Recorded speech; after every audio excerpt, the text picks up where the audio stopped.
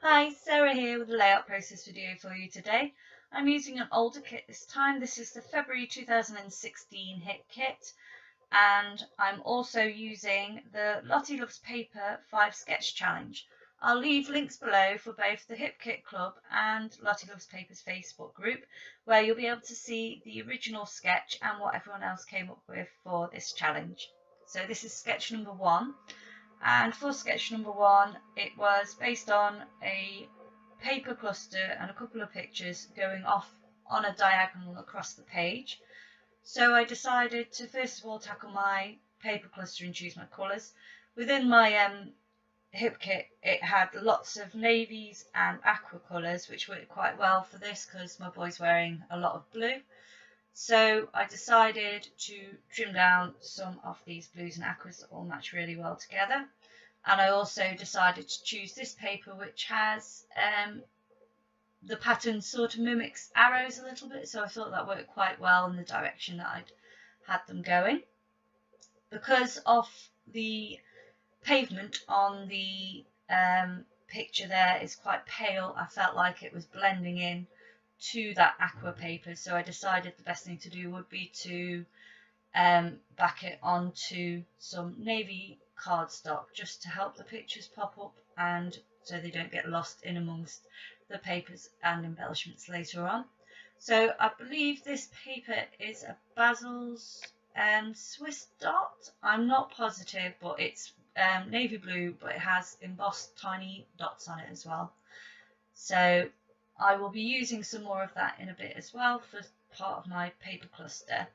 For now, I'm just gluing down using my ATG gun my background papers, which are overlapping, and I want to make sure that I don't have too much aqua on aqua or blue on blue, navy on navy, so that they all pop up against each other. So with this next paper, it does work quite well behind the polka dot, but it blends in with the aqua sort of arrow shapes. But what I'll be doing is, once I've stuck this down, I will be using some of the navy cardstock in more areas, which will actually make that paper pop better.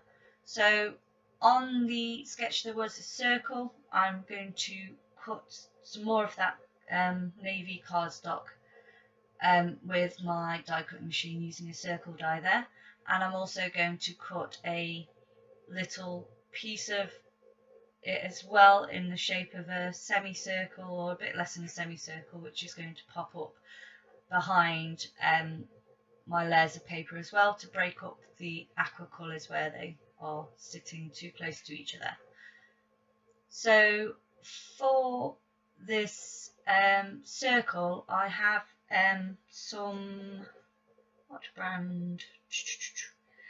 Better Together sticker book, Amy Tangerine, and in that there was a perfect circular label there, which I'll be using to add my journaling, but I do flip it upside down so that I can have the date at the top and then journaling underneath. And I also take out my Shamil Starshine chipboard stickers. They're kind of slightly three-dimensional. They're not very, very thick, but they've got a bit of dimension to them. So as you can see now, you can see how I've put the picture on an angle. Now in the actual sketch, the paper goes right across the whole of the page. So in order to do my background, I wanted to incorporate some mixed media. So I'm using this mask here, which I'm going to add some zigzag right across it, or chevron, whatever it is, I'm not sure. I know it's a Heidi Swap 12 by 12 spray stencil, but I don't know the name of it. And here I've just cut up some of my spare cardstocks or experiment cardstocks that I'm not using, or I'm only using in pieces, to block out the area where it will spill over. So now I'm just spraying down my ink sprays in Honeydew, Cracked Pistachio, Mr. Huey's Honeydew, Distress Cracked Pistachio, Dilutions Vibrant Turquoise, and Dilutions After Midnight. and those are the first colours down there. And then I'll remove the stencil and move it across to the other side just to fill in that last space there, because obviously the 12 by 12 on an angle means it's longer than 12 by 12. So I'm just recovering this up, and then I'm going to come in with my Distress Ink in Faded Jeans just to finish off that edge there. Now I love how this looks, but in the end the whole thing gets covered up by my paper cluster, but that's the way it goes with mixed media, I think, sometimes. So it's sometimes it's a good thing if it hasn't turned out as well, but you know, sometimes it's a shame when you end up covering it up. So here's my dried mixed media, and I'm just adding my paper cluster on top. What I've done is I've actually switched it round so that the navy is down on the right, I think it is, from this angle, and then I put the lighter colour up at the top so that it contrasts with the arrow aqua paper and the navy spotty paper, so that they pop up off each other.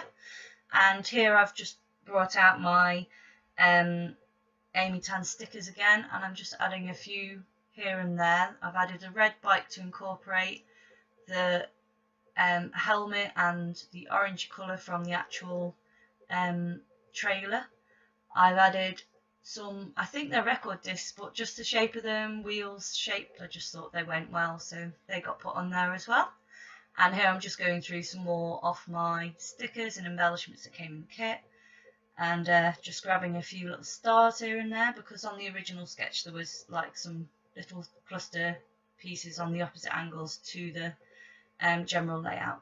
So here I'm taking out my thickers to choose what I want to do with my title, and I use the Amy Tan Better Together stickers called Here and Then, which are those little blue circular ones, and then the Schmill Starshine thickers, which are called Marquee, which are these ones here that spell out wheels.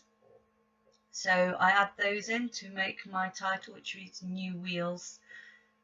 So I'm also just wanting to add a little bit more mint green up there, so I've used a snap, I think it's called Carpdine clip in there as well.